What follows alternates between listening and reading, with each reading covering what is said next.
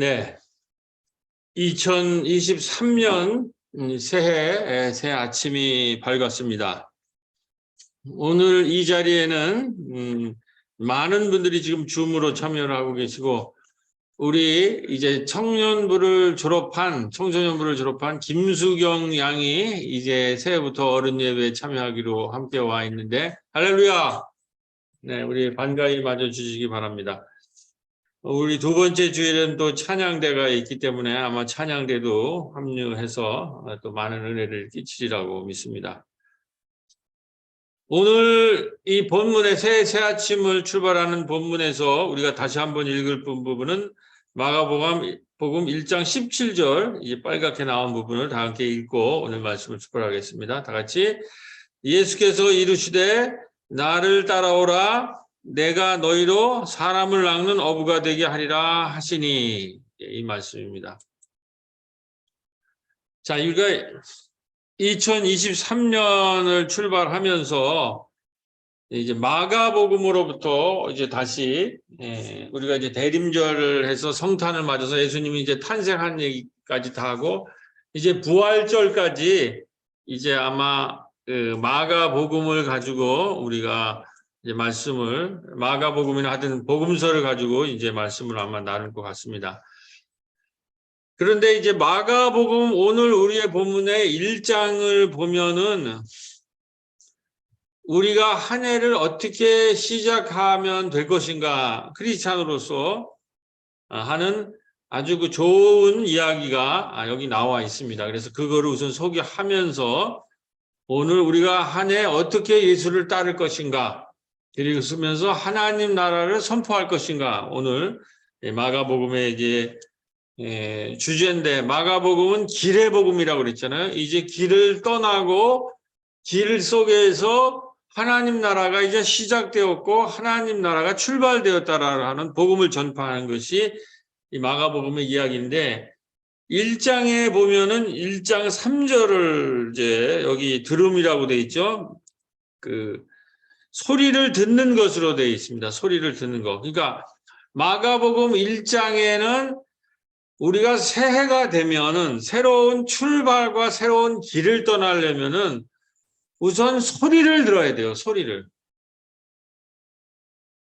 새해가 시작됐는데 우리를 이끄는, 우리고 새해를 출발하게 하는 어떤 소리를 듣지 못하면 우리가 새해를 출발할 수 없다는 거예요.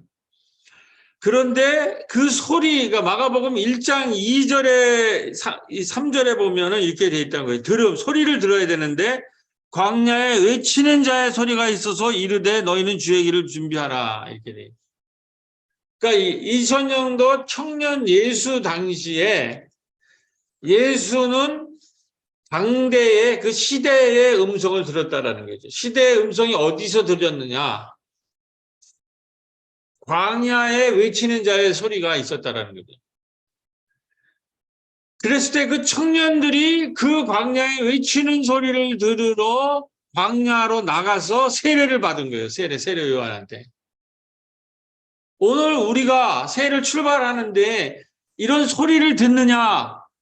이런 소리를 가지고 우리가 세례를 출발하느냐? 이것을 마가복음이 우리에게 전하고 있는 거예요. 두 번째, 마가복음 1장 11절에 보면은 광야에서 외치는 자의 소리가 있어서 예수님이 거기에 나가서 세례 요한의 소리를 들었잖아요. 이제 하나님 때가 찼으니 하나님 나라가 가까이 왔다라는 소리를 듣고 세례 요한한테 세례를 받아요. 세례를 받을 때 11절 다 같이 한번 읽어보겠습니다. 다 같이. 하늘로부터 소리가 나기를 너는 내 사랑하는 아들이라 내가 너를 기뻐하노라 하시니라. 광야에서 소리를 듣고 시대의 음성을 듣고, 우리 여러 번 얘기했지만 우리 여기 새로운 교회를 개척한 사람들은 1986년도 어간에 그 시대의 음성, 민주화라고 하는 시대의 음성을 듣고 모인 사람들이에요. 그 소리를 들어야 된다는 거죠. 소리를 이 시대의 소리를 듣기 위해서 광야에 나왔고 우리가 거리에 나왔고 그리고 교회로 나왔다라는 거예요. 그랬을 때 두 번째 11절로는 그것이 득음으로 가요. 득음. 그 소리를 청년 중에 예수라는 그 청년이 그 소리가 득음. 우리가 소리하는 사람들이 하나의 그 소리를 깨달았다라는 얘기 아니야? 득음이. 예수라는 청년이 그 소리의 정체를 시대의 소리를 세례요한으로부터 들었는데 세례를 받으면서 득음을 했다라는 거죠. 아, 이 시대의 소리가 궁극적으로 뭘 의미하는구나 하는 거를 1장 11절 세례를 받으면서 득음을 했어요. 그래서 내가 기뻐하는 아들이라고 하는 하나님의 아들의 그 칭호를 얻게 되는 거예요. 그러니까 우리가 소리를 광야에 외치는 자의 소리를 들어야 되고 그 소리를 득음 완전히 깨달아서 세례를 받는다는 게 뭐예요? 과거의 내가 아니야 전혀 새로운 내가 된다는 거예요. 그거를 예수 그리스도가 했다는 거예요. 그리었는데 그 소리를 전파한 광야의 소리가 체포를 당해요. 그래서 1장 14절에 그 얘기가 들었습니다. 다 같이 시작. 요한이 잡힌 후 예수께서 갈릴리에 오셔서 하나님의 복음을 전파하여.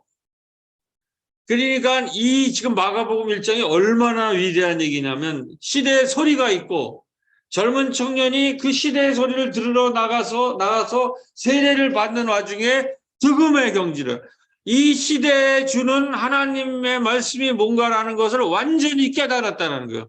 그리고 나서 자기 스승 요한이 한국에 의해서 붙잡혔을 때 요한이 잡힌 후에 예수는 뭐예요? 갈릴리라는 마을로 들어가요. 우리가 마을 목회 하는 게 이 얘기예요. 우리도 청년기 때 득음을 했잖아요. 광야로 나가서 거리로 나가서 민주화를 해갖고 그래가지고 이 뜻이 뭔가를 하는 그 젊은이들이 여기 약대동에 갈릴리도 약대동처럼 서민 지역이란 말이에요. 거기에 가서 많은 사람이 잡히고 어려움을 당했을 때 청년들의 일부가 갈릴리 마을로 내려온 거예요. 그래서 뭐예요? 그 세례 요한이 광야에서 외쳤던 그 음성을 똑같이 광야라고 하는 그 시대적 공간이 아니라 마을이라고 하는 일상의 공간, 생활의 공간에 내려와서 세례 요한이 뭐예요? 때가 찼다 하나님 나라가 가까이 왔다고 했잖아요. 똑같이 그 얘기를 하는 거예요. 때가 찼다 하나님 나라가 가까이 왔다. 근데 예수님은 가까이 온 게 아니라 득음을 했기 때문에 이미 시작되었다. 이렇게 하면서 나를 따르라. 그 갈릴리의 청년들, 고기 잡는 청년들을 보고 나를 따르라고 하면서 이 마가복음이 출발되는 줄로 믿습니다. 근데 세례를 받았을 때 제가 이 화면을 왜 갔냐면 하늘에 비둘기가 빛으로 너는 아들이라고 하면서 이 평화의 이 비둘기가 빛을 발했다고 되어 있는 거예요. 그러니까 일장이라는 게 뭐예요? 일장. 새해 출발은 소리와 빛이 있어야 된다는 거예요. 우리가 이 시대의 음성을 광야에서 듣고 하늘로 나는 소리를 들어야 돼요. 우리의 2023년의 미션이 뭔지. 제가 잠깐 얘기를 드리면 우리 교회 역사로 2013년이 굉장히 위대한 역사였어요. 우리 새로운 교회의 30년의 역사를 보면 2013년이 무슨 일이 일어났습니까? 꼽사리 영화제가 시작됐고 그때 달토 협동조합 카페가 출발이 됐어요. 그리고 나서 지금 2024가 딱 10년이 되는 해예요. 제 마음속에는 무언가 새로운 소리와 빛을 저를 느껴요. 이제 이 얘기를 차분하게 이제 신년 설교에서 전하겠지만 제가 지금 신년부터는 2번뿐이 안 해요, 한 달에. 그래서 이제 그동안 했던 설교를 축약해가지고 엑기스만 지금 모아서 지금 이제 설교를 이제 할 생각인데 하여튼 교우 여러분도 새해를 출발하면서 우리가 말씀을 왜 읽느냐? 여기 보면 밑에 뭐라고 돼 있어요? 그래서 소리를 들어야 되는데 사람들이 4장 9절에 가면은 사람들이 새해가 시작됐는데 소리를 못 듣고 있어요. 미시아 자기한테 오늘 하나님의 음성을 못 듣고 엉뚱한 얘기만 하고 있고 엉뚱한 소리만 하고 있으니까 4절 9절에 가면 답답하셔가지고 들을 귀 있는 자들은 들으라라는 거예요. 이게 소리를 들으라는 얘기예요. 그 다음에 7장 14절에 가면 무리를 불러 다시 말하게 너희는 다 내 말을 듣고 깨달아라. 복음을 아무리 외쳐도 그 소리가 뭔지 득음이 안 된다는 거예요. 그러니까 여기서 얘기하면 이게 제 얘기가 아니에요. 조태원이라는 학자가 한 거를 여러분들한테 아주 신학을 잘하는 제가 다시 전하는 겁니다. 듣고 득음을 하고 그다음에 복음을 전파하는 거예요. 우리가 복음을 전파하려면 먼저 말씀을 들어야 돼요. 그리고 말씀을 듣고 득음 이게 하나님의 말씀이라는 걸 깨달아야 돼요. 그러면 갈릴리에서 하나님의 복음을 전파할 수 있다는 거죠. 그런데 이 들음, 득음, 복음이 안 되기 때문에 예수님이 4장에 가서 들을 귀 있는 자들은 들어라. 아무리 얘기를 해도 못 알아듣는 거예요. 내 말을 듣고 깨달아라. 계속 마가복음의 이 얘기가 된다는 거예요. 자, 이게 이제 올 한 해 우리가 복음을, 말씀을, 예배를 어떻게 느끼면서 우리가 변화되어야 되는 말씀을 드린 거고. 자, 그러면 이제 첫 출발이 광야에서 외치는 자의 소리를, 세례 요한의 외치는 자의 소리를 들었는데 그 내용이 뭔가 여러 차례 말씀드렸지만 다시 한번 새해가 있기 때문에 말씀을 드리겠습니다. 세례 요한의 운동이라는 것이 예수 청년기에 광야에서 외치는 소리예요. 우리 여기에 이제 있는 어른들은 다 그 소리를 들었어요. 그런 사람들이 사실 여기 모여 있는 거예요. 그래서 30년 동안 이 마을을 지키고 우리 새로운 교회를 저거 하는 건데 그 내용은 뭐냐면은 왜 세례 요한이 광야에서 외쳤을까? 여기 보면 이 그림에 당시에 예루살렘 성전에 있어서 이따가 예수님의 행적을 보면은 광야로 가서 갈릴리 마을로 들어오는 거로 돼 있잖아요. 이게 굉장히 중요한 겁니다. 성전에서 성전의 한계를 느낀 거예요. 광야로 나오는 거예요. 거리로, 광야로. 그리고 이 세례를 받고 세례 요한과 그러니까 당시의 시대 사람은 예루살렘 성전만을 우러러보고 있어요. 근데 세례 요한은 예루살렘 성전은 부패했고 타락했고 한계가 있다라는 거예요.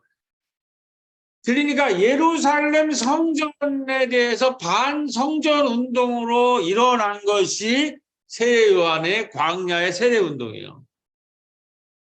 그 뜻은 뭐냐? 당시의 사람들이, 일반 사람들이, 이 종교를 하는 사람들이 성전에 죄가 많다는 거죠. 우리가 일반하면 죄를 많이 짓잖아요. 그런데 그 죄를 사해지는 것은 성전이라는 거예요.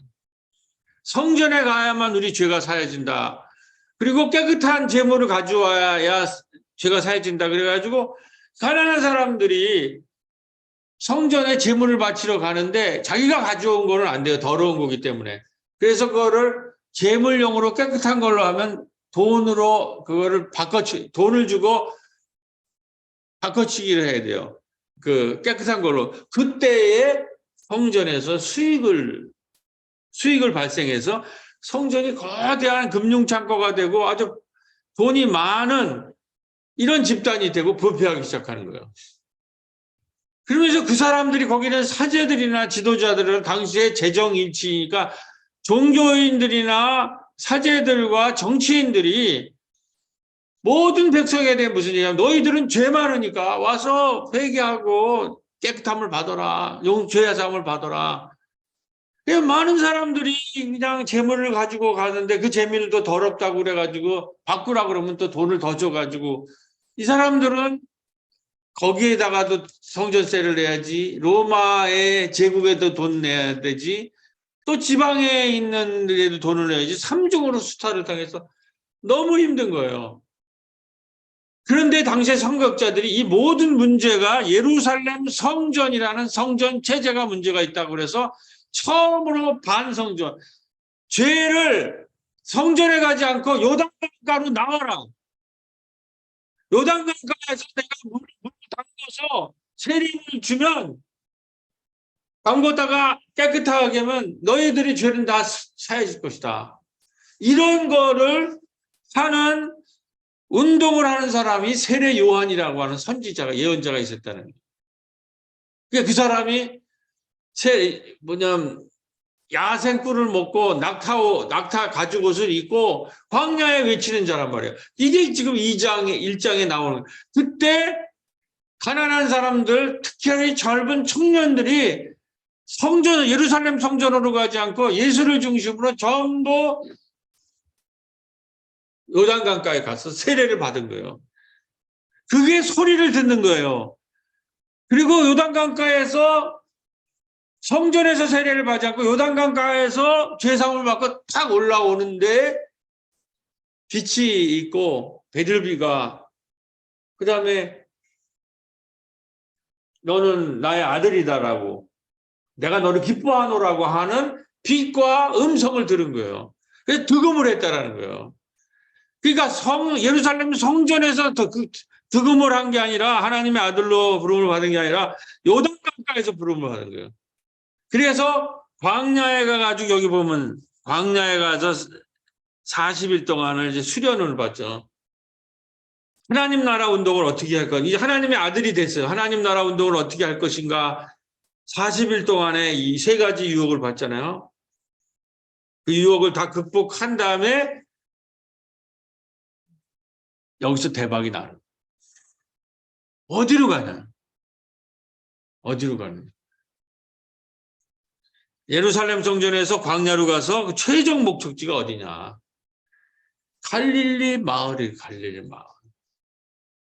갈릴리 중에서도 나자렛 태생인데 예수님의 활동의 핵심적인 가버나움이라는 마을에 가는데 요한복음에는 뭐가 나와 있냐면은 세례 요한은 체포돼 가지고 요한의 세례 운동은 광야의 세례 운동은 무너졌어요.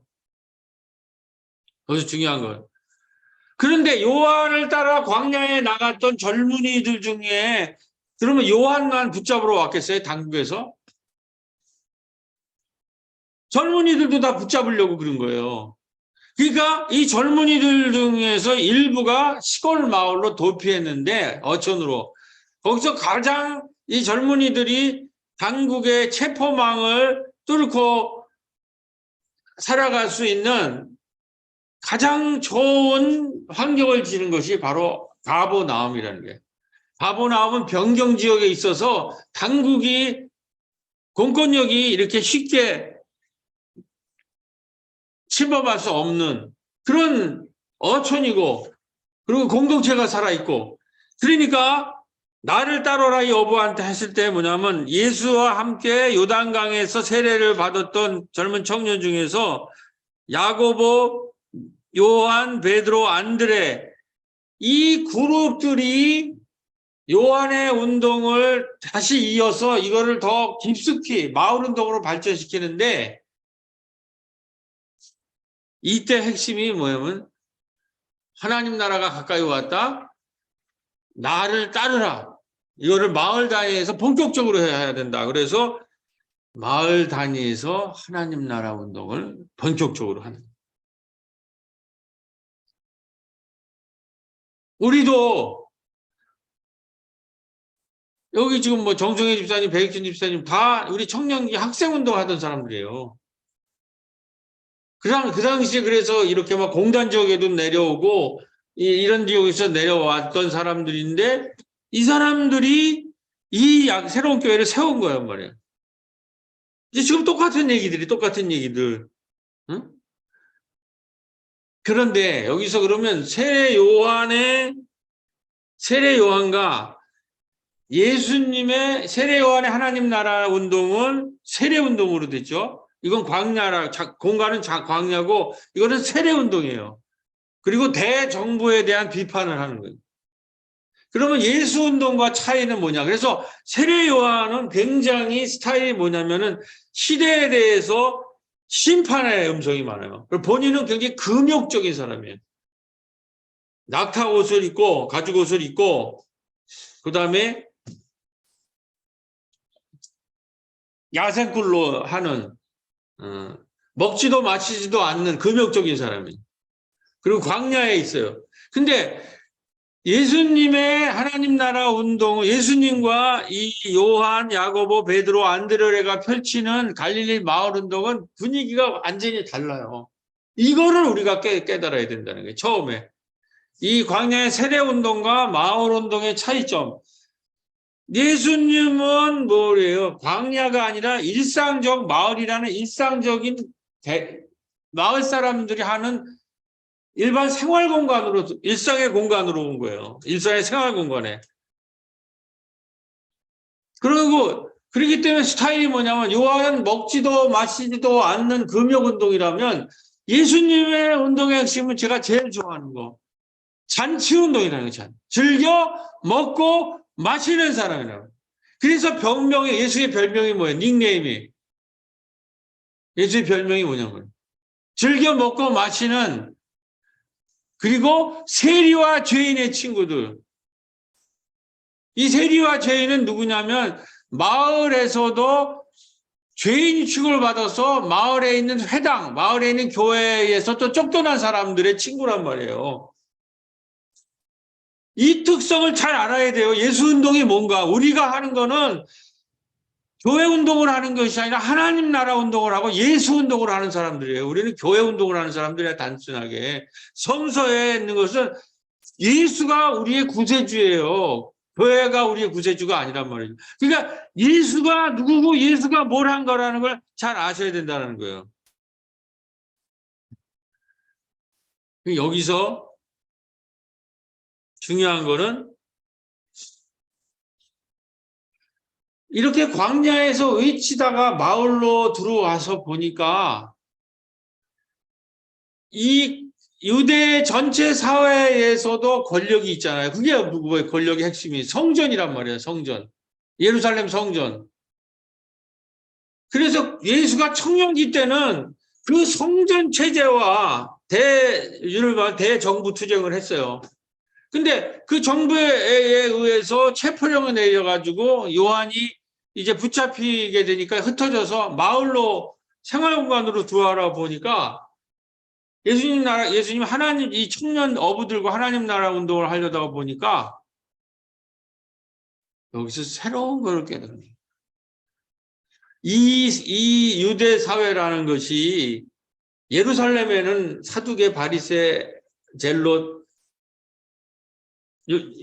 이런 사람들의 엘리트들이 모여 있지만 그들이 성전을 해서 권력을 잡으려고 싸웠지만 그것도 문제지만 이 갈릴리 마을에 있는 이 일상 공간에서도 여기에 이 일상 공간이 마을을 잡고 있는 일상의 권력이 있다라는 거예요.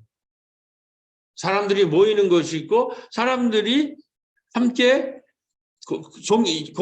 공동체 생활하고 예배 생활을 하는, 종교 생활을 하는. 그래서 예수님 하나님 나라를 외치고 여기 보면은 어떻게 돼요? 처음에 가서 우리가 여러 차례만 가버나움 일대에 들어가서 이 청년들이 뭘 하냔 말이에요. 여기 보면 베드로의 장모의 집에서 치유를 해가지고 밤새도록 각색병 걸린 자를 고치는 치유 마당을 펼치죠. 장모의 집에서. 그 다음에 중풍병자의 집에서는 뭘 합니까? 죄사함을 선포하죠. 이건 굉장히 문제가 되는 거예요. 죄사함은 회당이나 성전에서만 할 수 있는데 일반 가정집에서 네 죄가 났다 그러니까 거기에 있는 사제들이 그거를 보고 있냔 말이죠. 그러니까 저놈이 왜 저러지? 그 다음에 알페오의 아들 레위 집 앞마당에서 밥상 공동체를, 그 마을에서 이제 온 젊은이들이 치유를 하고 치유, 그래서 마당을 열고 그 다음에 죄사함을 선포하고 밥상 공동체를 펴고 그래서 그리고 회당과는 다른 새로운 가르침으로 악령 들린 자를 고치고 집과 거리에서 무상으로 사람을 고치고 바리새의 율법과 싸우면서 회당 마을 사람들을 중심으로 치유와 밥상 운동과 같은 하나님 나라를 전개하기 시작을 하니까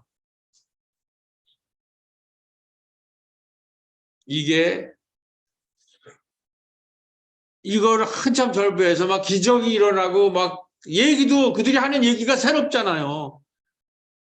어? 요한이 얘기한 것도 새로우니까 젊은들이 갔죠. 성전에서 필요 없고 요단강가에서 죄를 씻을 수 있다 그러니까 청년들이 다 몰려왔죠. 돈도 안 들잖아요. 거기 오면 저걸 바쳐야 돼요.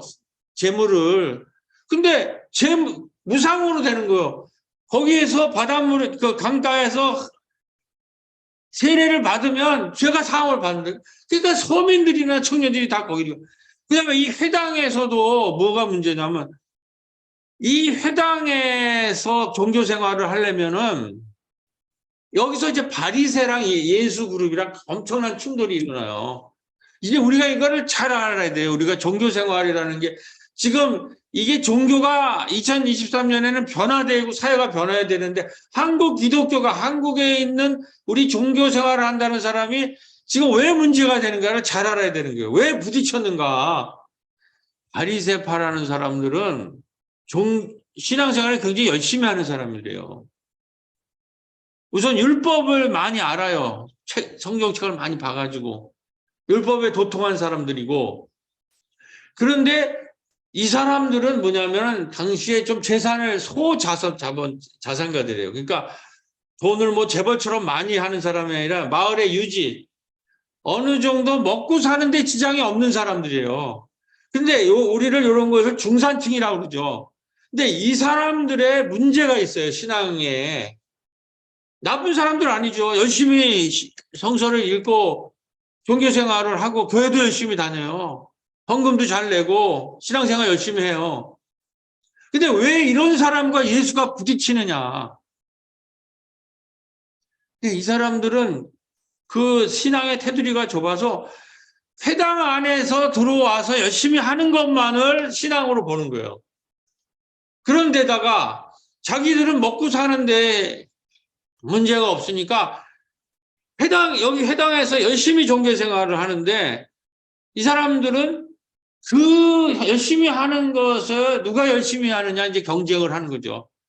그래서 그 열심을 많이 내는 사람들을 신앙이 좋다고 하고 그래서 칭찬을 받고 그 사람들을 우대해주고 칭찬해주니까 신이 나가지고 이 사람은 뭘 하냐면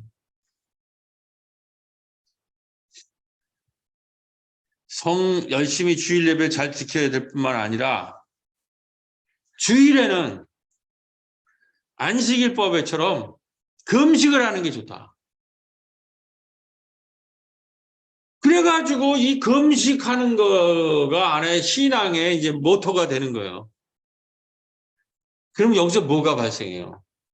자기는 지금 먹을 만하니까는 주중에 먹고 하루 그냥 금식하는 거는 가능하지만 지금 이 갈릴리에 있는 어촌의 민중들은 주일에도 일을 해야 되기 때문에 교회도 못 나오고 그다음에 하루 금식할 수 있는 힘이 없어요. 이런 사람들이 전체인데 그래서 주일에 예배 나오는 사람이라는 것 자체가 어느 정도 그래도 최소한의 삶을 사는 사람인데 여기에 율법 학자라는 사람들을 아는 것도 많고 그래서 성서도 많이 알고 거기에다가 금식을 꼬박꼬박 하고 그러면서 교회 잘 못 나오고 금식 잘 못하는 사람들을 죄인이라고 치는 거예요. 그리고 그 죄인이 되고 그리고 당시 아픈 사람들 힘든 사람들 주일에도 노동해야 되고 일해야 되는 사람들이 얼마나 많아요. 그런 사람들은 율법을 못 지키니까 죄인이라고 해가지고 회당 밖으로 그 어려운 사람들을 다 몰아낸 거예요. 지금 한국 교회에서 일반 서민들이 가난하고 힘든 사람들이 교회를 마음 놓고 다닐 수 있냐는 거죠. 어느 정도 생활도 되고, 그런 교회에서 하는 그 율법, 뭐 규칙 이런 걸 지켜야 다 다닐 수 있는데 그런 걸 자꾸 이 사람들은 높이는 거예요. 교회에 가서 뭐 11조를 내라, 뭘 해라, 그런 짐을.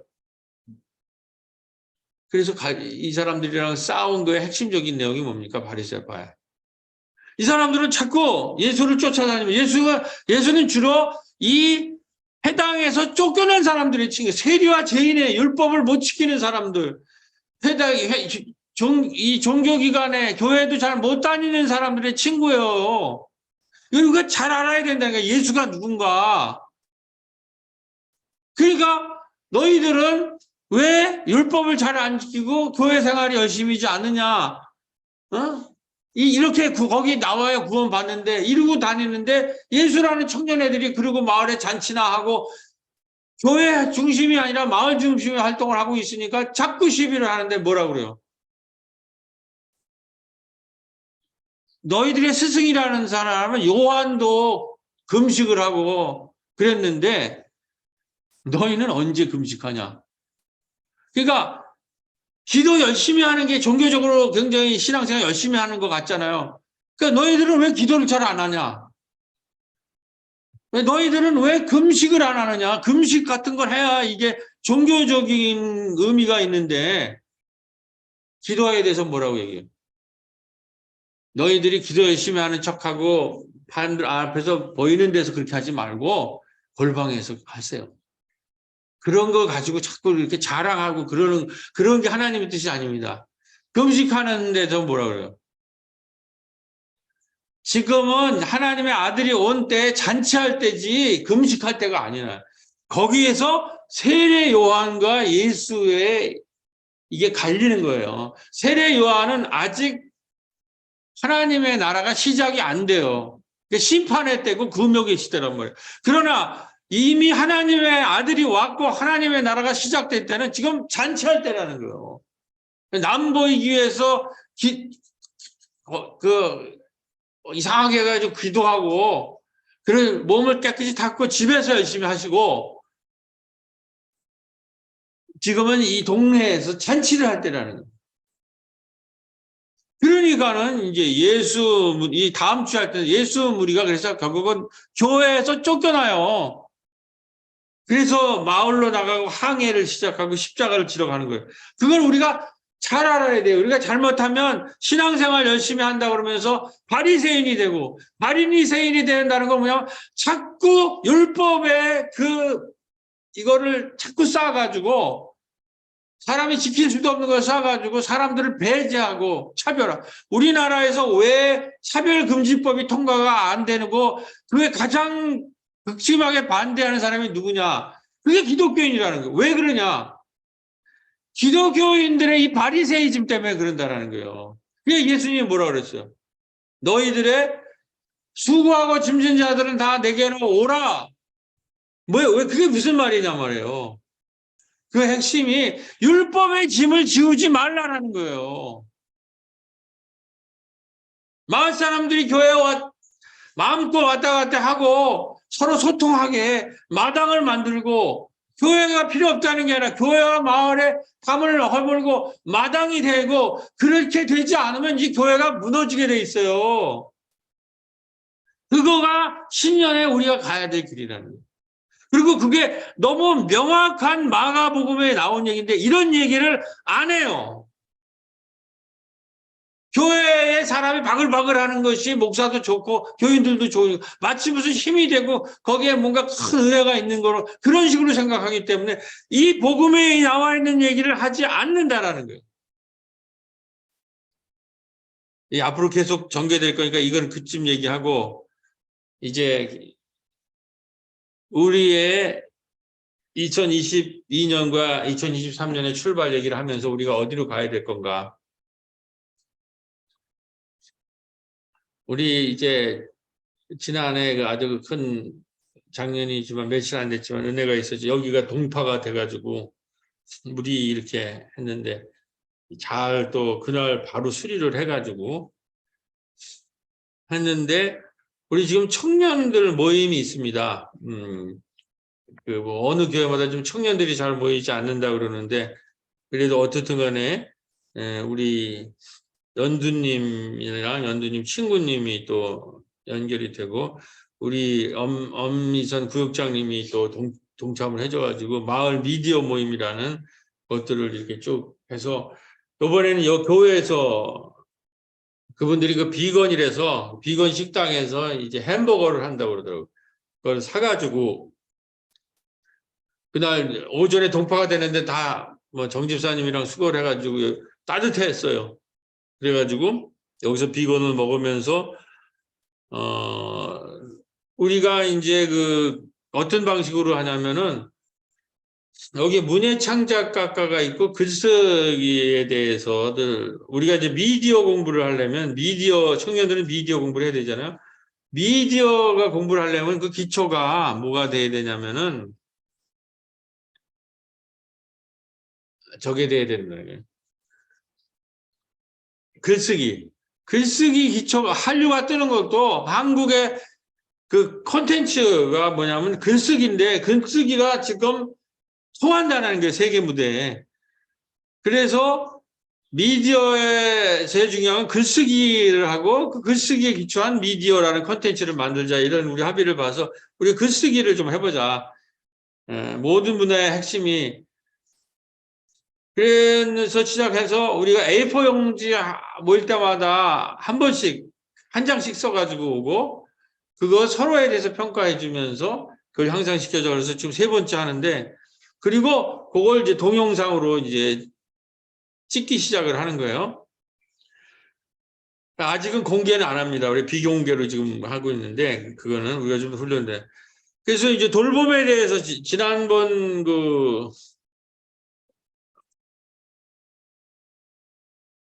주제는 탈성장이라는 주제를 했고 이번에 이제 돌봄이라는 주제를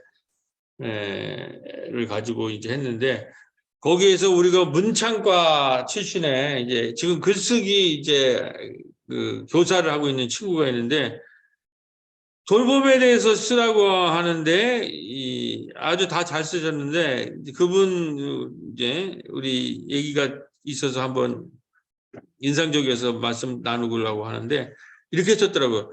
돌봄은 주범 밖의 존재들을 돌보는 것이다. 그런데 물론 이 친구들이 지금 이 부천 지역에서 기후 활동들을 하고 청년 운동을 하고 있는 친구들이라서 그런데 수준이 저는 제대로 임자를 우리랑 만난 것 같아요. 그러니까 지금 우리에게 요청되는 돌봄은 주범 안에 들어와 있는, 제도 안에 들어와 있는, 회당 안에 들어와 있는, 교회 안에 들어와 있는 사람들만 돌보는 게 아니라 교회가 국가와 정부나 복지 시스템이 돌보지 못하는 주범 밖에 있는 사람을 돌보는 것이야말로 진정한 돌봄이라. 이게 바로 예수의 얘기거든요. 지금 마가복음의 얘기는 회당 안에 들어와 있는 사람들로 자꾸 이게 가두는 것을 바리새나 그 마을에 있는 그 일상의 권력들, 그 회당을 중심으로 한 바리새파들이거든. 그런 교회 안에 있는 회당 중심으로 자꾸 가두는 것을 그 경계를 철폐하면서 회당 밖에 지금 수많은 사람들이 굶주리고 있고 수많은 환자들이 있고 수많은 아픈 사람들이 있는데 그 사람들로 나가자는 거가 갈등이거든요, 지금. 근데 예수님이 그런 얘기하면 결국 예수를 쫓아내요. 그러면서 얘기가 전개되는 거거든. 그러니까 돌봄도 지금 마찬가지예요. 코로나가 이면서 수많은 나쁜 사람들, 수많은 자살하는 사람, 수많은 돌봄이 필요한 사람들이 있는데 그 규범 안에 들어와 있는 사람만 돌보게 있다는 거, 규범 안에 있는 사람들이 잘 안 돌보지, 지금 이 정권 하에서는. 그런데 우리 예수 그리스도를 믿는 사람들은 그 얘기를 해야 된다는데 그 얘기를 들으면서 예수님이 회당 밖 율법 밖에 가난하고 귀신 들리고 연약한 사람들을 돌보신 장면이랑 제가 연결이 돼갖고 이제 그 친구랑 이제 예수 얘기를 또 나눈 거예요. 예수에 대해서도 열려 있더라고요. 아직 크리스찬은 아닌데 연두님은 크리스찬이지만 이분은 그런데 충분히 소통이 됐어요. 이 언제 우리가 초청을 해서 우리가 같이 이제 예배 드릴 날도 올 텐데, 자, 그러면서 제가 그 조미나 선생의 좀 미국에서 목회할 교수인데 일상과 신비라는 책을 읽었는데 그 일부분을 좀 소개해 드리겠습니다. 우리가 예수를 믿고 예수 그리스도 안에 있는 그 얘기, 예수님이라는 것에, 그리고 우리 크리스찬의 그 신비가 뭐냐. 일상, 우리가 지금 세례 요한과 예수의 기본적인 차이는, 세례 요한은 일상 공간이 아니잖아요. 일상 밖에 있는 건데, 예수님은 일상에 우리 마을 안으로 들어와 있어요. 그 들어와 봤더니까 그 정권과 같은 이러한 것뿐만 아니라 우리 일상의 생활을 하는데도 이 회당 중심의 일상 권력들이 사람들을 내쫓고 있더라는 거예요. 자꾸 차별하고 배제하고 거기에 대해서 예수님이 청년들이 싸운 거거든요. 예수 운동이. 그러면서 그게 그렇게 탄압을 하면 오히려 이게 확산이 돼요. 그러면서 예수님이 예루살렘까지 가게 되는 거잖아요. 근데 하여튼 오늘은 세례 요한운동에서 어떻게 발전해서 마을로 들어왔느냐 얘기를 하는 거니까, 간혹 우리들의 신앙의 모습을 보면 낡은 회당 중심적 시절의 신앙을 그리워하며 그것이 바른 신앙인 줄로 착각하는 사람들이 있다. 그러니까 바리새주의적인 그런 신앙생활을 했던 것이 그 시절이 지금 넘어서 가는 거 아니에요, 예수님에 오면. 근데 아직도 바리새주의적인 그 회당 중심적 시대의 신앙을, 그것이 신앙이 좋은 것이고 신앙이 많은 거고 뭐 금식하고 뭐 성경 열심히 읽고 기도하시고 그게 나쁘다는 게 아니라, 그걸 가지고 사람을 배제하고 차별하는 이러한 신앙 양태를 아직도 그리워하는 사람들이 있다는 거예요. 거기에 대해서 이분이 쓴 거 약간 어렵지만은, 이러한 낡은 신앙들은 사랑하라는 말을 늘 주문처럼 읊고 아름답고 관습적이고 은혜로운 기도를 청산유수처럼 하지만 사랑에 관해서 더 이상 아무것도 배우려고 가르치려 행동하지 않는다는 것. 이게 이제 우리 이 전통 교회들의 문제들이에요. 그러니까 기도하는 모습이나 뭐 그들의 말하는 걸 보면 굉장히 뭐 주문처럼 사랑이라는 말도 하고 아름답고 은혜로워요. 그런데 이 사랑의 구체성, 일상성이라고 하는 거는 사랑을 계속 배우고 사랑을 가르치고 나누고 사랑을 통해서 행동하는 거, 이런 데까지는 못 간다는 거예요. 말로만 멋있어요. 그러니까 속기가 쉽지. 굉장히 신앙이 있는 것 같이 보여. 근데 경험해보면 아무것도 아니에요. 이게 이 사람이 뭐라고 쓰냐면, 이런 낡은 신앙은 오히려 우리 신앙 안에 숨어 있어야 하는 의지와 책임의식을 마비시키고 단지 사랑하면 모든 것이 평화로우리라는 라고 가정하는 잘못된 생각을 강화하는 거예요. 이런 말을 하는 게 중요한 것이 아니라 이러한 사랑이라는 말을 통해서 우리가 책임져야 될 것, 우리가 행동해야 될 것, 이런 것으로 전혀 진도가 안 나가고 있고 말로만 계속 아름다운 거예요. 그러면서 이렇게 얘기를 해요. 이분이 이렇게. 종교는 우리가 공언하는 것도 말하는 것도 선포하는 것도 아닙니다. 종교는 우리가 하는 거, 원하는 거, 추구하는 거, 꿈꾸는 거, 상상하는 거, 생각하는 이 모든 것에 하루 24시간이라는 현실이라는 거예요. 벌레를 보고 펄쩍 뛰는 거다면 어떤 사람이, 그것이 그 사람의 종교이고, 살아있는 동물을 실험하면 그것이 그 사람의 종교이고, 악의적으로 남을 험담하고 또 모르는 이들을 무례하게 대하고 공격하면 그것이 또한 그 사람의 종교인 거라는 거예요. 말로는 뭐 아무리 아름답게 하지만은 동물을 실험하는 제약회사에 근무할 수도 있고, 그 사람이 악의적으로 늘 남을 험담하고 무례하게 대하고 공격적이고, 그리고 특별히 차별금지법 같은 거에 반대하는,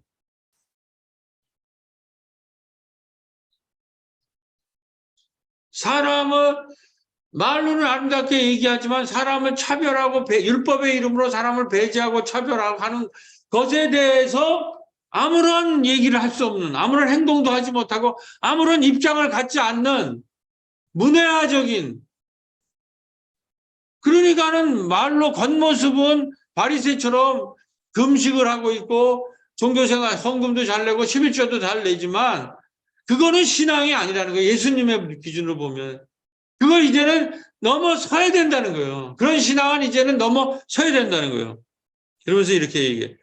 만약 어느 날 갑자기 총칼을 들고 찾아와 땅과 하늘과 물을 자기 것이라고 우기며 협박하는 정복자들 앞에서, 이게 서구의 기독교인들이 한 거거든요. 어느 날 이 기독교가 들어오면서 정복자가 돼서 너희들 예수로 회심하지 않으면 다 죽이겠다. 이랬을 때 원주민이 할 수 있는 최선의 선택은 그 안에 숨어있는 권력과 폭력의 문제를 직시하고 단지 사랑하면 모든 것이 평화로우리라고 가정하는 잘못된 이데올로기를 넘어서 참된 자신의 종교를 보여주는 길을 찾는 것이라는 거예요. 그렇게 이 서구의 기독교가 얼마나 아름답고 말로는 은혜롭고 그렇습니까? 그리고 근대라는 선물을 간축 짜고 들어갔지만 사실은 어느 날 갑자기 협박한 정복자들이었거든요. 그런 거 앞에서 이 원주민들이 권력과 폭력의 문제를, 그들이 안에 숨어있는 권력과 폭력의 문제를 직시하고 단지 말로 사랑하면 모든 것이 평화롭다고 하는 것을 넘어서서 우리가 가지고 있는 종교가 무엇인가라는 그 길을 보여주고 오늘 예수함은 모든 것을 버리고 예수를 따라 나서는 그 새로운 신앙의 길을 가는 그런 얘기를 이제 할 때라는 거죠. 자, 이제 결론입니다. 우리가 작년에 했던 일과 올해 이제 할 일을, 이거는 우리가 말로 한 게 아니라 실질적으로 한 거예요. 신앙적으로. 우리가 실질적으로 사랑이라는 말을 실천적으로 했던 거. 막대동의 이 건강 돌보미들을 우리가 교육했고 그 리더들의 좌담회를 했고 그리고 돌봄 마실을 떠났죠. 이걸 완성을 했어요. 어느 정도. 그 지금 문재인 케어를 없애겠다고 그러면 우리는 6일만 이번에도 억 단위의 이거 진료비를 내야 될 수도 있는 지금 상황에서 마을에서 이런 얘기들을 우리는 시작을 했다는 거죠. 이게 어떻게 될지는 몰라요. 이 길을 우리가 이제 올해 가야 된다는 거죠. 그 다음에 20주년 기념행사 때도 이게 우리가 일상에서 꾸준히 20년 동안 해온 거예요. 20년이 되니까는 이게 송년회 밤에 열렸고, 이번에 특별히 지역아동센터랑 같이 연대와 협동이 뭔가 자연스럽게 내년에 마을 기록 프로 제대로 시작한다라는 일상적인 이 움직임이 됐더라고요. 그 다음에 성탄 축제 때는 우리 세대공감이라는 공간에서 마을의 그동안에 문예학당이라고 하는 문화예술인들의 모임과 약대말 돌봄 네트워크라고 하는 복지 그룹이 모여가지고 그것도 같이 연대해서 서로 돌봄의 그물망이 희망이라는 마을 잔치로 마감을 했다는. 이게 외식하는 자들, 말로 뭐 기도하고 금식하고 이런 외식으로 자기 신앙을 표현하는 게 아니라 이 일상 속에서 하나님 나라를 구현해낸다는, 현실에서 마을 단위에서. 이게 완전하지는 않겠지만 어느 정도 시작이 됐다라는 거예요. 그래서 제가 거기 참여하면서 하나님 나라가 지금 어떻게 전개될 건가, 이런 의미에서 2002년 성탄 전후로 약대동에서 우리 일상에서 전개된 하나님 나라 이야기를 통해 2023년 약대동 일상에서 하나님 나라가 어떻게 되어야 할 것인가를 말씀드리고자 합니다. 우선 가족도서관 축하 행사에서 뭐 저랑 정성희 집사님이랑 이제 우리 교우들 많이 참여해 주셨는데, 그 지역아동센터에는 박혜정 집사님 참여해.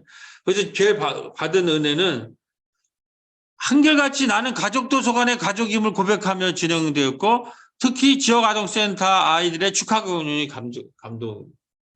감동이었다. 제가 엄초령 오수정 사서 20년 동안 사실은 가정지원센터, 가족도서관 목회를 했는데, 하나의 가족이 형성됐더라고요.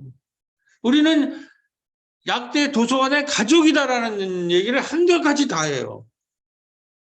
그러니까 교회당이 아니라 가족도서관에서 목회를 한 거예요. 우리 엄전도 사람이랑 오사서가. 저는 관장이지만 일상을 제가 하는 게 아니에요. 회의하면 저나 정집사나 김경희 권사가 지금 거기 운영위원으로 들어가서 하지만 그 공간은 두 분이 하시는 거란 말이에요. 근데 그런 것이 됐고 특별히 연대가 되는 거예요. 협종과 연대가 지금 얼마나 안 됩니까? 우리 사회에서. 그런데 자발적으로 해서 같이 이렇게 이번에 공연되고 내년에는 마을 기록 프로젝트를 같이 한다는 거예요.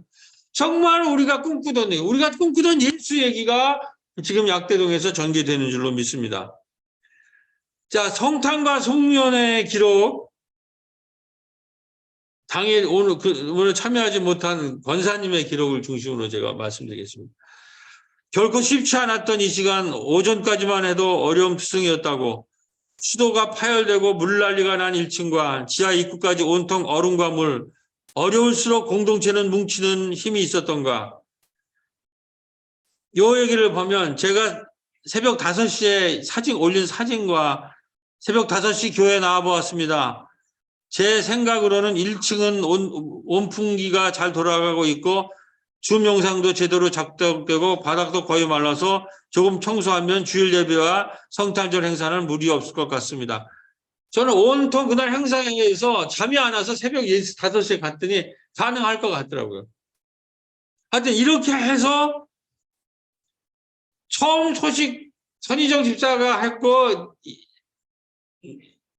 이승훈 목사가 사진 보냈을 때는 이 상황, 수도가 파열되고 물난리가 나고 온통 얼음과 물. 근데 에피소드가 하나 더 있어요. 어제 저녁에 제가 오늘 예배 준비하러 세팅을 하러 왔는데 이 마이크 건전지가 없어서 이 마이크 건전지를 요번에 우리 컴퓨터를 지금 교육관으로 사용하기 위해서 이제 서류를 작성하느라고 보니까 거기에 이 건전지가 있더라고요. 그 컴퓨터에. 그래서 마이크 이거를 완성하고 가야 되겠다고 그래서 컴퓨터에 갔는데 화장실에서 물소리가 나는 거예요. 그래서 보니까 이 수도가 또 터진 거예요. 그게 1월 2013년 새해가 밝기 30분 전에 내가 그걸 발견해. 근데 이 핸드폰을 안 가져온 거예요. 이게 있어가지고 카톡에다가 쓰고 아니면 이제 물이 콜콜콜콜 새더라고. 예배 드리고 그냥 수도값 하고 예배 드린다고 했는데 그래도 이제 한번 도전해보겠다. 이렇게 수도관을 잠궈야 되잖아요. 근데 찾을 길이 없는 거예요, 상수도관을. 근데 앞에 보니까는 이 뚜껑이 있는 것 같아서 봤더니 마침 그게 상수도관이라고 해서 잠궈가지고 그걸 해결을 했는데 하여튼 여기 정성혜 집사님이 또 여기다 추울 때 싱크대를 틀어놓고 퇴근하기. 다행히 수도가 멈추지 않고 싱크대 쪽을 얼어서 물이 넘친 상태. 하여튼 이게 두가 되면서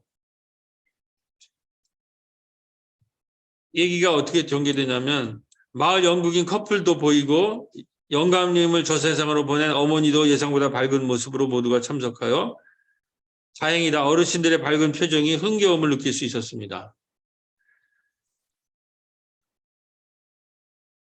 저 동파도 이제 우리가 수리를 해서 우리 그날 저녁 청년들이 다 돌봄에 대해서 돌봄이라는 것은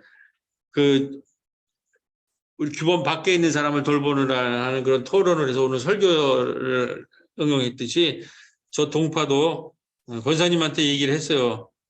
정성희 집사님 혹시 이 그룹이 다시 와서 수리를 할 수 있는지 좀 물어보고 하여튼 관리위원회랑 하고 이번에도 이 수리비도 관리위원회 우리 여기에 꼬비 식당 교회 셋이 같이 냈는데 여기도 가정지원센터랑 교회랑 이렇게 해서 이 문제도 해결하자. 일단은 저 여유가 있으니까 지금 물은 안 새니까 이제 하여튼 이런 식으로 해서 하나님 나라가 진전이 지금 되고 있다는 걸 하고 이게 결론입니다. 오늘 2022년 12월 25일 성탄축제와 송년회는 약대동 문예학당과 약대말 돌봄 네트워크에서 제안해서 새로운 교회와 약대 세대공감 마을 활동과 전체 송년회로 확대된 것입니다. 다 같이 한번 빨간 건 읽고 마무리하겠습니다. 다 같이. 겨울 동파라는 재난 중에도 멋지게 성탄축제와 세대공감 송년회를 치러주신 교회 여러분께 감사드립니다. 이것이 바로 2023년 우리가 일상에서 예수를 따르고 하나님 나라를 구체적으로 실현시키는 길인 줄로 믿습니다. 아멘. 네. 말씀은 이것을 기도로 말씀을 마무리하겠습니다. 응답의 찬송 438장 1, 2절 보시겠습니다.